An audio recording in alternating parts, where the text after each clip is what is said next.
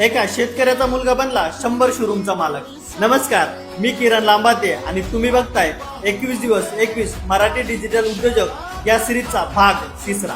ही गोष्ट आहे युवा डिजिटल उद्योजक सचिन नरवडे यांची, जे आज संपूर्ण महाराष्ट्रात मॅक्स होलसेलर या ब्रँडने ओळखले जातात। सचिन यांचा जन्म जालना जिल्ह्यातील एका गरीब कुटुंबात 1993 साली झाला। लहानपणापासूनच कष्टाची सवय होती।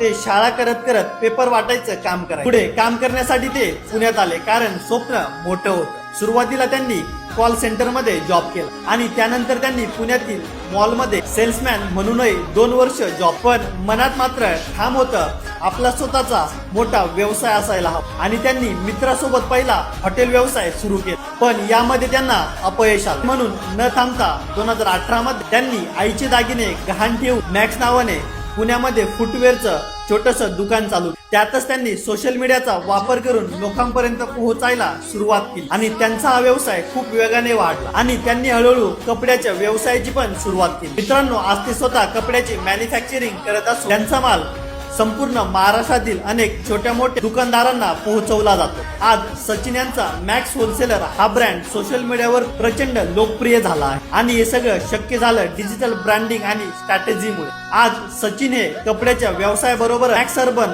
निधीद्वारे तरुणांना स्वतःचा व्यवसाय करण्यासाठी कर्ज उपलब्ध करून देत आहेत। आणि सचिन हे नेहमीच म्हणत असतात, पैसे नसले तरी चालतात, पण डिजिटल ज्ञान, आत्मविश्वास आणि चिकाटी